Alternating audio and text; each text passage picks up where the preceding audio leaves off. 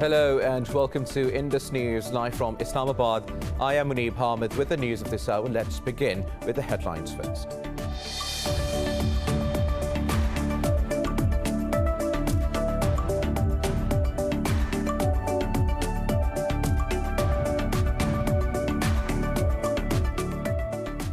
United States President Donald Trump has bid farewell on his final day in the office, telling his supporters the movement he started was only just beginning.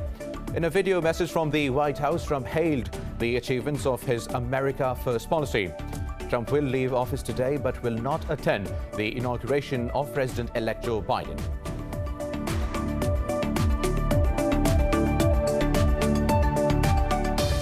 The U.S. coronavirus death toll has topped 400,000, while its caseload has reached to over 24.2 million. President-elect Joe Biden and Vice President-elect Kamala Harris paid tribute to Americans who lost their lives in the pandemic. Pakistan has registered over 1,700 new cases and 48 fatalities overnight, taking the death toll to over 11,100. The global tally of coronavirus infections has crossed 96 million, with over 2 million deaths.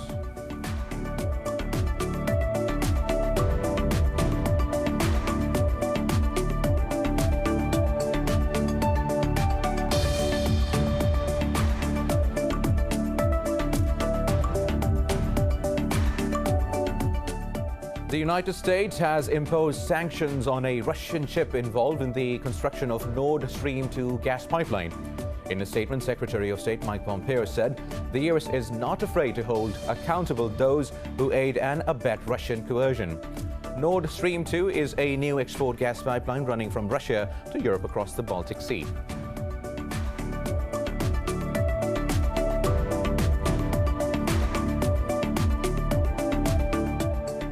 8 people have died when a overspeeding bus turned turtle in Pakistan's southwestern Balochistan province.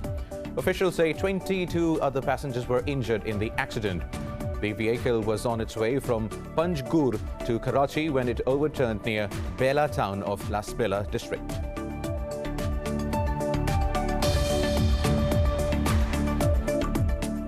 And in football, Bayer Leverkusen beat Borussia Dortmund 2-1 to move into second place in the German Bundesliga.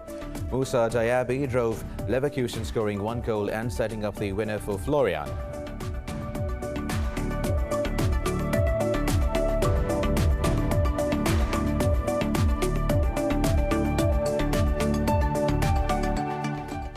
These are the headlines. News in detail after a short break. Stay with us.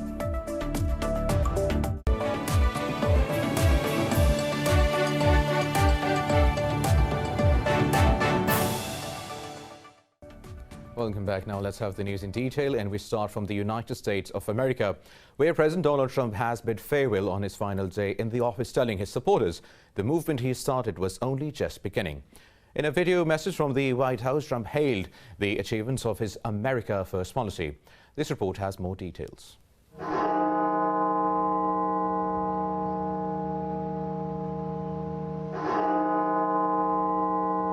From a surprise victory in 2016, unending controversies, trade wars, and the Capitol Hill attack, 4 turbulent years of the Trump presidency come to an end today. The outgoing president leaves the Oval Office with 2 impeachments and a nation on the edge. In his final message, Trump extended best wishes to the incoming administration, saying he wanted them to have good luck.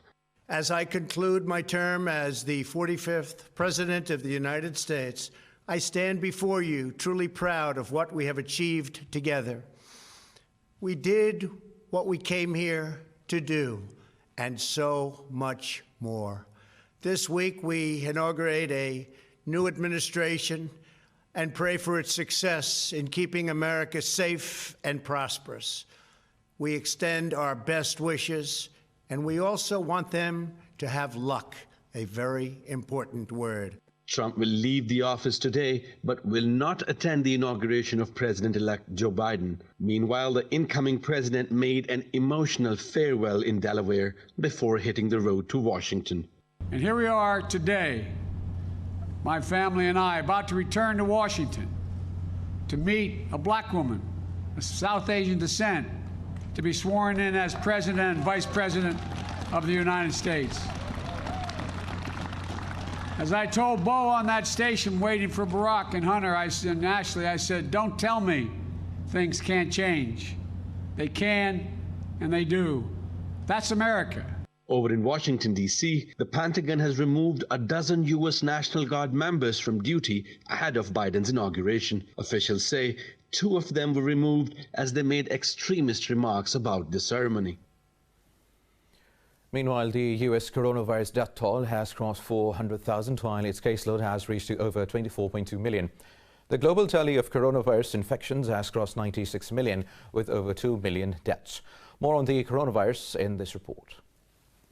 Silence and the tolling bells of the National Cathedral in the U.S. add to the grim and somber mood as the country worst hit by the pandemic marks another grim milestone. The Empire State Building lit up, flashing red to signify a beating heart to honor the 400,000 Americans who have died from COVID-19. House Speaker Nancy Pelosi held candles and stood silently on the steps of the U.S. Capitol. At the Lincoln Memorial, President-elect Joe Biden and Vice President-elect Kamala Harris urged for national unity to heal from the trauma. To heal, we must remember. It's hard sometimes to remember, but that's how we heal. It's important to do that as a nation. That's why we're here today. Between sundown and dusk, let us shine the lights in the darkness along the sacred pool of reflection. Remember all whom we lost. Brazilian military has flown in medics and vaccines deep into the remote Amazon rainforest to inoculate indigenous people. In Europe, Spain has widened its vaccination campaign, deploying a mobile vaccination trailer that goes from village to village, delivering shots to the elderly. German Chancellor Angela Merkel says the new South African variant of the virus has been spreading faster in children than the previous strains. Meanwhile, the country has once again extended its lockdown to rein in the outbreak. There are serious indications that new variant of coronavirus is spreading more among children and adolescents than the previous variant, and we have to take these indications seriously.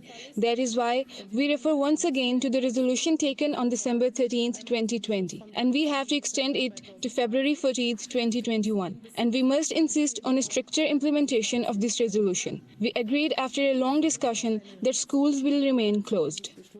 In Asia, another of Japan's southernmost prefecture, Okinawa, declared a state of emergency as the country grapples with a surge in infections. China's capital, Beijing, is stepping up restrictive measures after reporting the biggest daily jump in new COVID-19 cases in more than 3 weeks. Meanwhile, India has appealed to frontline workers not to refuse vaccines after it failed to meet targets in the first few days of what New Delhi calls the world's biggest immunization campaign.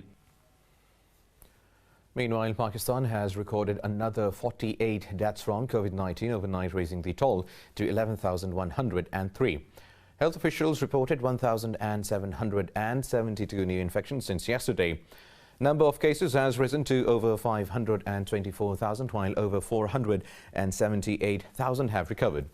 Currently, there are more than 35,000 active COVID-19 cases in the country. The southern Sindh province has reported the most cases, with over 237,000 testing positive so far, while 150,000 cases have been detected in the central Punjab province. Moving on now, the US has imposed sanctions on a Russian ship involved in the construction of Nord Stream 2 gas pipeline. In a statement, Secretary of State Mike Pompeo said Washington is not afraid to hold accountable those who aid and abet Russian coercion. He added the U.S. would consider further actions in the near term. The Treasury Department imposed the curbs on the ship and its owner under the Countering America's Adversaries Through Sanctions Act. Earlier, talking to the media, Kremlin spokesman Dmitry Peskov termed the U.S. pressure unlawful. Peskov said the Kremlin was closely watching developments to ensure the pipeline's completion.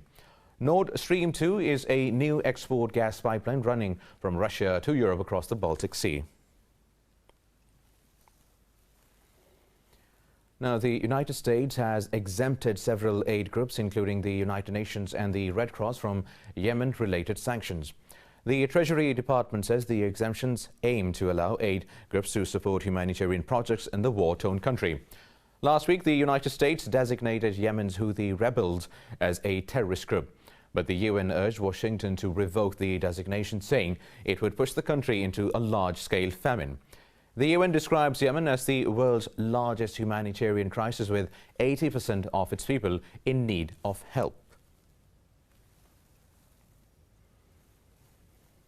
Meanwhile, Iran has blacklisted President Donald Trump and several senior U.S. officials over what it calls terrorist and anti-human rights acts. The move, announced on the last day of the Trump administration, allows the seizure of any assets in Iran of sanctioned individuals. The Trump administration imposed sanctions on Iranian officials and companies after withdrawing from the 2015 nuclear deal. While United States President-elect Joe Biden has said Washington will rejoin the deal if Tehran resumes strict compliance. Now, the United Nations has blamed the United States sanctions for the delay in Iran's payment of its mandatory contribution to the world body. Iran and 8 other countries have not paid their dues to the UN budget, which has threatened their voting rights. In an interview, spokesperson for UN Secretary General said the money transfer problems caused by US curbs are causing problems. But Stephanie Dujarric said Iran is making efforts to resolve the issue. He said the United Nations has the duty of announcing to the General Assembly the list of countries that have not paid the specified amount. Earlier, Iran said it is discussing the introduction of a new secure transaction channel with the UN Treasury due to the blocking of US funding channels. Now moving to Somalia, where at least 5 people have been killed and several others wounded in a bomb explosion near Mogadishu. A police officer said local officials and soldiers were also included among those killed. Al-Shabaab militant group has claimed responsibility for the attack. On Sunday, 6 people were killed after a landmine explosion hit a convoy of Lower Shabelle governor.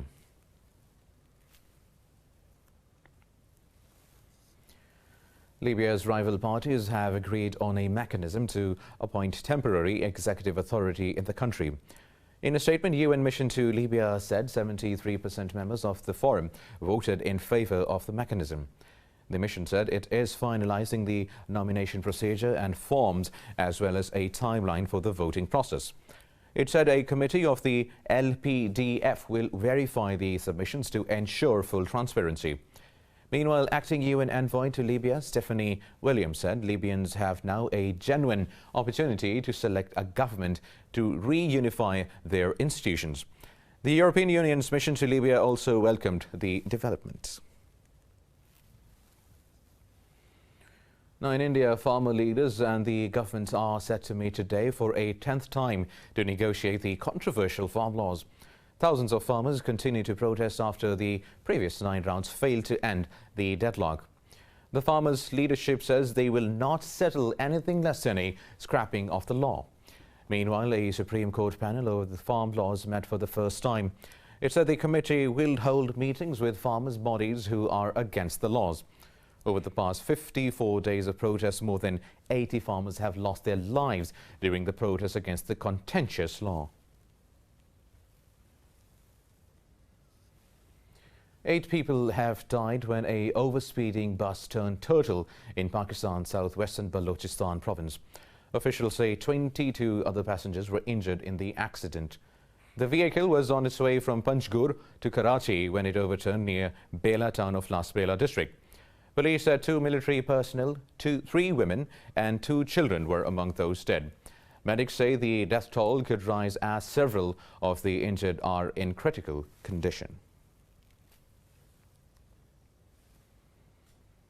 Now, China has deployed 16 rescue teams to save 12 gold miners trapped underground for the past 10 days. The teams have drilled channels to deliver them necessities and drain away water before the extraction effort. The rescue work continued after at least 12 miners were found to be alive as the rescue team retrieved their note. The note mentioned that 2 miners are unwell, 1 is in coma, while 12th survivor's position is unclear. Beijing says a medical team of 80 personnel is on standby. The explosion ripped through the mine located in the eastern Shandong province on January the 10th. More news coming up in this bulletin after a short break. Stay with us.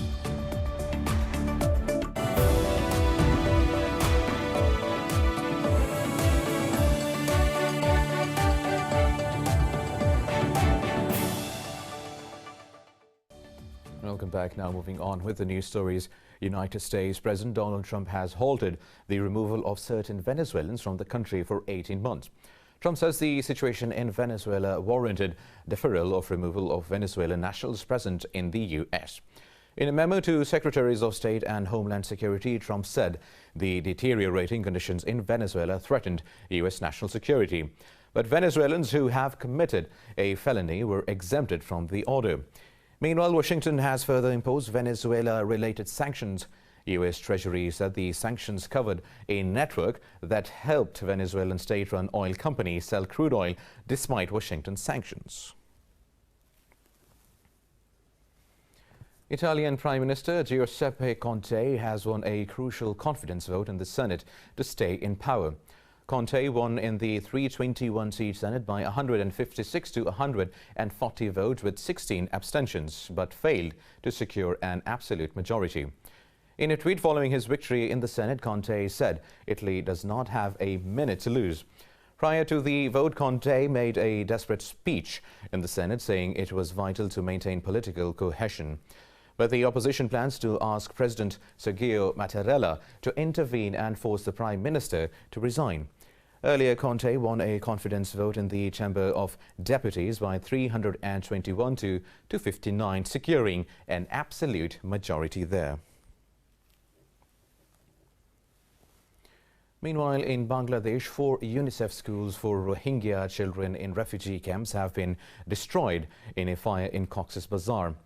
The UN Children's Agency alleges it was an arson. This is the third fire to break out in less than a week. Earlier, a similar blaze left thousands of refugees homeless at a camp in Cox's Bazar.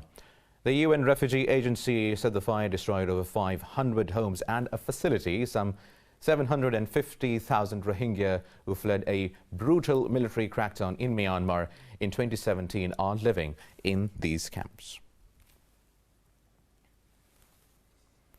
Now, Europe's Aviation Safety Agency says Boeing 737 MAX plane will get final clearance to resume flying in Europe next week. The go-ahead has been given 22 months after the plane was grounded following 2 fatal crashes that have been attributed to flawed flight control software. A total of 346 people died in the crashes in Indonesia and in Ethiopia. The modified plane has already been cleared for the resumption of flights in the US and Brazil.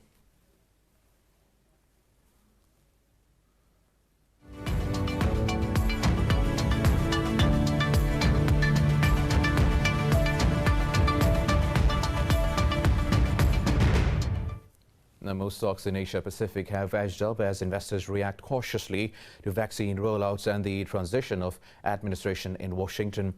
Hong Kong listed shares of Chinese tech juggernaut Alibaba surging following the reappearance of founder Jack Ma.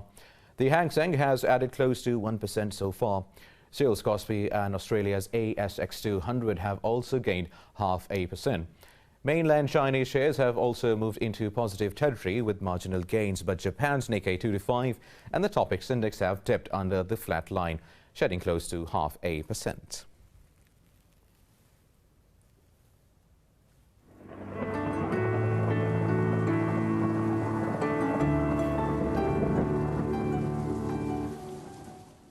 And now let's have a look at the weather updates across the world.